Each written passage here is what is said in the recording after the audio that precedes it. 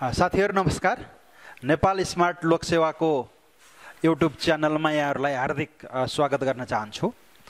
साथीहरु, आजको क्लासमा हामी शिक्षाका कार्यहरू र शिक्षाका आधुनिक प्रवृत्तिहरू बारे चर्चा गर्नेछौं। यो चाहिँ तपाईहरुले करिकुलम हेर्नु नै भएको होला। माध्यमिक तहको युनिट 1 को सब टपिक 1.2 र 1.3 अन्तर्गत पर्दछ। शिक्षाका कार्यहरूलाई 4 प्रकारले विभाजित गरेको पाइन्छ। ती भनेका व्यक्तिगत कार्य, सामाजिक कार्य, राष्ट्रिय कार्य र अन्तर्राष्ट्रिय कार्य हुन्। व्यक्तिगत कार्य अन्तर्गत निम्न कार्यहरू समाविष्ट गरेको पाइन्छ, जस्तै जन्मजात गुणहरूको विकास, व्यक्तित्वको विकास, जीवनका लागि शिक्षा, आत्मनिर्भरता प्राप्ति, अनुभवहरूको पुनर्गठन अथवा पुनःसंगठन र नैतिकताको विकास। यी विषयवस्तुहरू व्यक्तिगत कार्य अन्तर्गत परेको पाइन्छ। साथीहरु, एक्जामिनेसन पोइन्ट अफ भ्यूले हेर्ने हो भने यी सबैको चाहिँ डिटेलमा जानुपर्ने आवश्यकता हुँदैन। व्यक्तिगत कार्य अन्तर्गत कुन कुन कार्यहरू पर्दछन् यति कुरो तपाईहरुले बुझ्नुपर्ने हुन्छ। जस्ट व्यक्तिगत कार्य अन्तर्गत यी कुराहरू पर्दछन्, यति कुरो चाहिँ ख्याल गर्नु होला। अब जाउँ सामाजिक कार्यहरू। सामाजिक कार्यहरू चाहिँ एकदमै महत्त्वपूर्ण पार्ट हो। यसलाई अलिकति डिटेलमै जानुपर्ने हुन्छ। सामाजिक कार्य अन्तर्गत 4 वटा कार्यहरू राखेको पाइन्छ। 1 मा परम्परागत कार्य, 2 मा प्रगतिशील कार्य, 3 मा तटस्थ कार्य र 4 मा क्रान्तिकारी कार्य। परम्परागत कार्य भन्नाले के बुझिन्छ त? अब हामी त्यसमा प्रवेश गरौँ। हाम्रा पुर्खाले बनाएका मौलिकता र संस्कृतिको जस्ताको त्यस्तै रक्षा गर्नु र हस्तान्तरण गर्नुलाई परम्परागत कार्य भनिन्छ। अर्थात् परम्परागत कार्यले के गर्ने भयो भन्दा हाम्रा पुर्खाले दिएका ती मौलिकता र ती संस्कृतिहरूको जस्ताको तस्तै ओरिजिनल रूपमा राख्ने भयो र ओरिजिनल रूपमा नै एक पुस्ताबाट अर्को पुस्तामा हस्तान्तरण गर्ने भयो। हो, त्यो कार्य भनेको चाहिँ शिक्षाको परम्परागत कार्य अन्तर्गत पर्दछ। त्यसो भने प्रगतिशील कार्य भनेको के त? नामै छ प्रगतिशील। प्रगतिशील भन्ने बित्तिकै अलिकति प्रगति उन्मुख रहेको पाइन्छ परम्परागत कार्य भन्दा। परम्परागत कार्यले जस्ताको त्यस्तै चाहिँ रक्षा र हस्तान्तरण भन्यो भने प्रगतिशील कार्यले चाहिँ के भन्छ भन्दा हाम्रो संस्कृतिमा हाम्रो मौलिकतामा रहेका नराम्रा कुराहरू छन् भने ती नराम्रा कुराहरूलाई त्यागेर अथवा छोडेर राम्रा कुराहरूलाई लिएर अगाडि बढ्नुपर्छ भन्ने मान्यता राख्छ यो प्रगतिशील कार्यले। त्यसैले परम्परागत कार्यको तुलनामा प्रगतिशील कार्य अलिकति एक स्टेप अगाडि भएको मानिन्छ। त्यस्तै तरिकाले अर्को छ तटस्थ कार्य। तटस्थ कार्यले के भन्दछ भन्दा यो चाहिँ यथास्थिति, कुनै पनि चिज यथास्थितिमा रहनुपर्छ अथवा स्ट्याटस को, न त अगाडि जाने न त पछाडि जाने, जुन कन्डिसनमा छ त्यही कन्डिसनमा रहनुपर्छ, त्यसलाई चेन्ज पनि गर्नु हुँदैन, हटाउनु पनि हुँदैन भन्ने मान्यता तटस्थ कार्यले राख्छ। स्ट्याटस को हुनुपर्छ, यथास्थितिवाद हुनुपर्छ, यथास्थितिवादमा रमाउनुपर्छ भन्ने मान्यता यसो लाग्छ। र अहिलेको 21st सेन्चुरीमा यो तटस्थ कार्यको चाहिँ कुनै औचित्य रहँदैन, यो सम्भव पनि छैन। इट इज क्वाइट इम्पोसिबल तटस्थ कार्यको कुरा गर्दा। अब जाउँ क्रान्तिकारी कार्य। नामै हेर्नुहोस् त, क्रान्तिकारी कार्य छ, नामै क्रान्तिकारी। यो क्रान्तिकारी कार्य चाहिँ मार्क्सवादी चिन्तनसँग आधारित छ। कम्युनिस्ट म्यानिफेस्टोका प्रतिपादक कार्ल मार्क्सले प्रतिपादन गरेको सिद्धान्त मार्क्सवादी सिद्धान्तमा आधारित छ क्रान्तिकारी कार्य। यस कार्यले के भन्छ भन्दा समाजमा रहेका विकृति विसङ्गतिहरूका विरुद्धमा जनताहरूलाई सचेत बनाउनु पर्छ र जनताहरू सचेत भइसके पछाडि जनताहरू विद्रोहमा जान्छन् र विद्रोहको माध्यमद्वारा सत्ता कब्जा गर्नुपर्छ अनि समाजको आमूल परिवर्तन गर्नुपर्छ भन्छ क्रान्तिकारी कार्यले। अर्थात् शिक्षाको क्रान्तिकारी कार्यले के भन्यो भन्दा कुनै पनि चिजको चाहिँ आमूल परिवर्तन, समाजको संरचनामा नै यो जो होल टोटल परिवर्तन गर्नुपर्छ भन्ने मान्यता राख्छ। जनतामा असन्तोष पैदा गराउने र विद्रोहको माध्यमद्वारा सत्ता कब्जा गर्ने, त्यसपछि समाजलाई आमूल परिवर्तन गर्ने। यो चाहिँ शिक्षाको चाहिँ क्रान्तिकारी कार्य अन्तर्गत पर्दछ। यसरी सामाजिक कार्य अन्तर्गत यी 4वटा कार्यहरू रहेको पाइन्छ। त्यस्तै छ अर्को राष्ट्रिय कार्य, एकदमै सिम्पल छ। राष्ट्रिय कार्य अन्तर्गत चाहिँ के बुदाहरू पर्दछन् तपाईहरुले यति कुरो ख्याल गर्नुपर्ने हुन्छ। राष्ट्रिय कार्य अन्तर्गत राष्ट्रिय विकास, राष्ट्रिय एकता, विविधतामा एकता भनिन्थ्यो पहिला, अब विविधतामा एकता होइन, एकतामा विविधता हुनुपर्छ। एकताको चाहिँ मूल मन्त्रलाई चाहिँ मेन स्ट्रिममा राखेर त्यसको आधारमा चाहिँ एकीकरण हुनुपर्छ भन्ने मान्यता छ। त्यसकारणले गर्दा विविधतामा एकतामा होइन कि एकतामा विविधता हुनुपर्छ। त्यो भनेको चाहिँ राष्ट्रिय एकता, जनशक्ति विकास, संस्कृति एवं सभ्यताको संरक्षण, यति चाहिँ राष्ट्रिय कार्य अन्तर्गत रहेको पाइन्छ भने शिक्षाको चाहिँ अन्तर्राष्ट्रिय कार्य अन्तर्गत चाहिँ अन्तर्राष्ट्रिय सम्बन्धको विकास अथवा विश्व बन्धुत्वको चाहिँ भावना जागृत गराउने, विज्ञान र प्रविधिको आदान प्रदान, यो चाहिँ ग्लोबलाइजेसनको जमानामा चाहिँ एक देशमा भएका विज्ञान र प्रविधिका कुराहरू अर्को देशमा चाहिँ आदान प्रदान हुन सक्छ। त्यसैले विज्ञान र प्रविधिको आदान प्रदान गर्ने कार्यलाई चाहिँ शिक्षाको अन्तर्राष्ट्रिय कार्य अन्तर्गत राखिएको पाइन्छ। त्यस्तै अन्तर्राष्ट्रिय मञ्चको प्रयोग, संस्कृतिको आदान प्रदान अनि मानवीय शक्तिको विकास र आदान प्रदान, यी कुराहरूलाई चाहिँ शिक्षाको अन्तर्राष्ट्रिय कार्य अन्तर्गत राखेको पाइन्छ। यसरी हामीले शिक्षाका कार्यहरू अन्तर्गत व्यक्तिगत कार्य, सामाजिक कार्य, राष्ट्रिय कार्य र अन्तर्राष्ट्रिय कार्यको बारेमा चर्चा गऱ्यौँ। तपाईहरुले व्यक्तिगत कार्य अन्तर्गत के पर्छ, राष्ट्रिय कार्य अन्तर्गत के पर्छ र अन्तर्राष्ट्रिय कार्य अन्तर्गत कुन अब चाहिँ बुदाहरू पर्दछन् यति कुरो ख्याल गर्नु पर्यो। र सामाजिक कार्य अन्तर्गत पर्ने यी 4वटा कुराको चाहिँ अलिकति चाहिँ ब्याकग्राउन्ड चाहिँ जान्नु पर्यो। यति जान्नुभयो भने शिक्षाका कार्यहरूबाट आउने प्रश्नहरू चाहिँ तपाईहरुले पक्कै पनि सल्भ गर्न सक्नुहुन्छ। म चाहिँ त्यो मान्यता राख्छु। त्यसो हो भने साथीहरु बजाउँ शिक्षाका आधुनिक प्रवृत्तिहरू, मोडर्न ट्रेन्ड्स अफ एजुकेसन। शिक्षाका आधुनिक प्रवृत्तिहरू भन्नाले के बुझिन्छ त? सबभन्दा पहिला त्यसो बुझाउँ। शिक्षाका आधुनिक प्रवृत्ति भन्नाले चाहिँ वर्तमान समयमा चाहिँ शिक्षा सम्बन्धमा आएका जल्दाबल्दा मुद्दाहरू, कन्टेम्पोरेरी इस्युज भन्ने जनाउँछ। शिक्षाको क्षेत्रमा चाहिँ आएका जल्दाबल्दा मुद्दाहरू, बर्निङ इस्युजहरू जनाउँछ। त्यसो भने शिक्षाको क्षेत्रमा आएका जल्दाबल्दा मुद्दाहरू के हुन् त, जसलाई आधुनिक प्रवृत्तिको नामले पनि चिनिन्छ भन्दा ती प्रवृत्तिहरू भनेका चाहिँ निम्न छन्।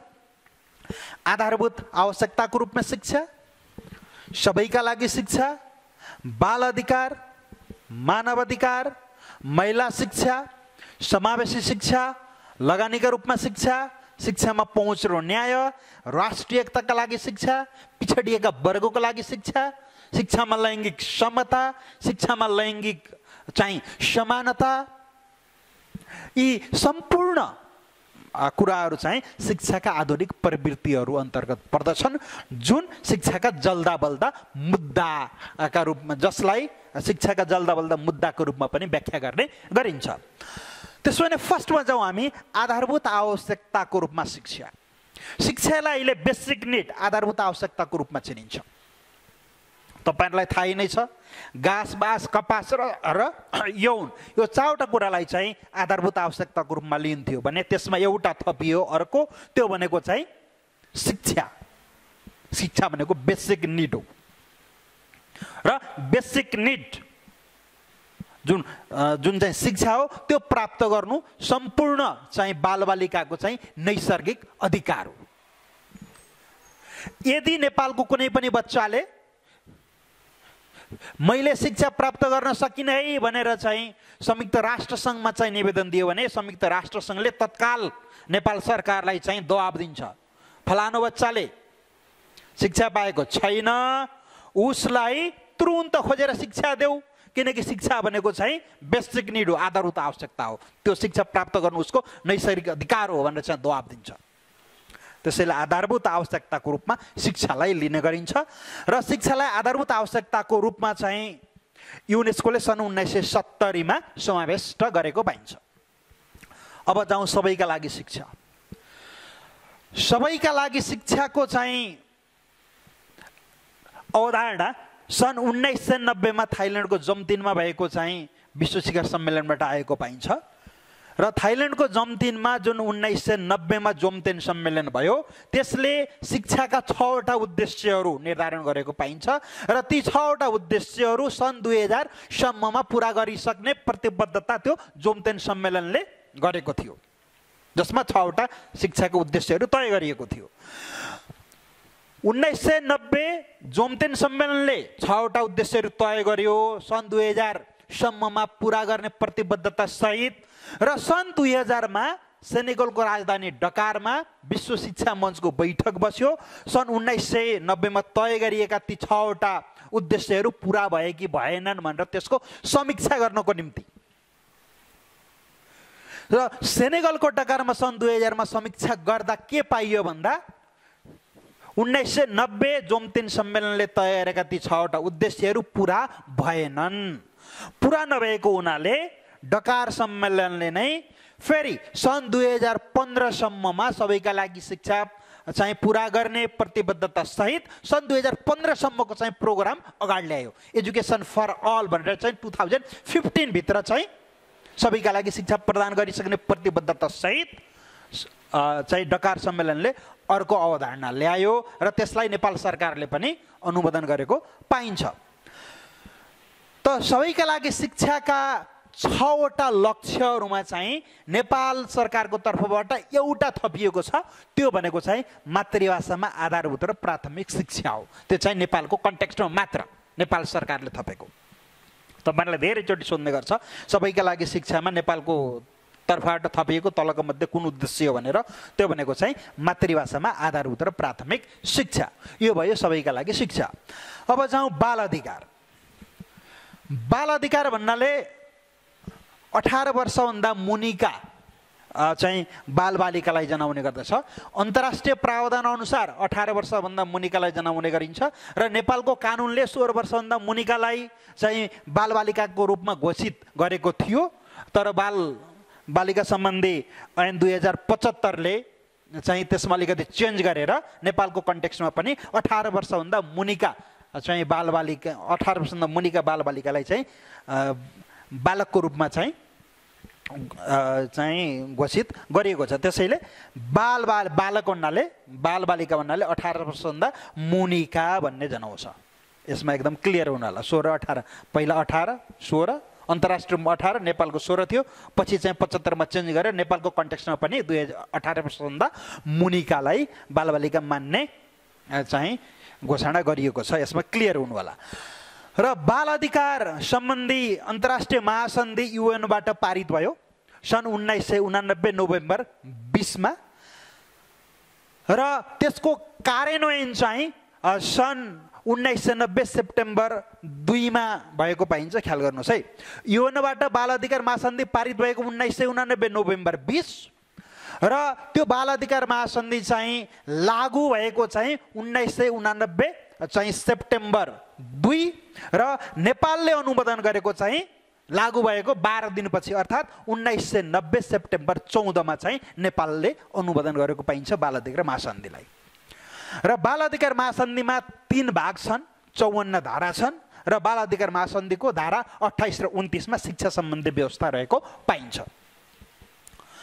र बाल अधिकार महासन्धिका चाहिँ 4 वटा प्रमुख पक्षहरू छन्। ती 4 वटा प्रमुख पक्ष भनेको चाहिँ बाल बचाउ, बाल विकास, बाल संरक्षण र बाल सहभागिता। यो चाहिँ क्रमबद्ध रूपले चाहिँ तपाईहरुले पढ्नुपर्ने हुन्छ। धेरैचोटि एक्जाममा सोधिएको छ बाल अधिकार महासन्धिका 4 प्रमुख पक्ष तलका मध्ये कुन हुन् भनेर चाहिँ यो जिगज्याग मिक्स्ड गरेर चाहिँ दिएको पाइन्छ र हामीले चाहिँ त्यसलाई क्रोनोलोजिकल अर्डरमा लेख्नुपर्ने हुन्छ। त्यसैले तपाईहरुले पढ्दा चाहिँ फर्स्ट बाल बचाउ, सेकेन्ड बाल विकास, थर्ड बाल संरक्षण र फोर्थ बाल सहभागिता भनेर चाहिँ 4 प्रमुख पक्षहरू चाहिँ राखेको पाइन्छ बाल अधिकार अन्तर्राष्ट्रिय महासन्धिले। अब जाउँ मानव अधिकार।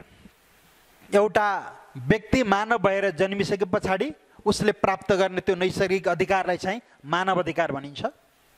यसको कुनै अन्तर्राष्ट्रिय सीमा हुँदैन। मानव अधिकारलाई राइट्स विदाउट गभर्नमेन्ट पनि भन्ने गरिन्छ। कुनै पनि व्यक्ति जन्मिसके पछाडि त्यो व्यक्ति विश्वको जुनसुकै देशमा भए तापनि मानव अधिकारको उपभोग चाहिँ गर्न पाउँछ। कुनै एउटा देशमा कसैले मानव अधिकारको उल्लङ्घन गरेको छ भने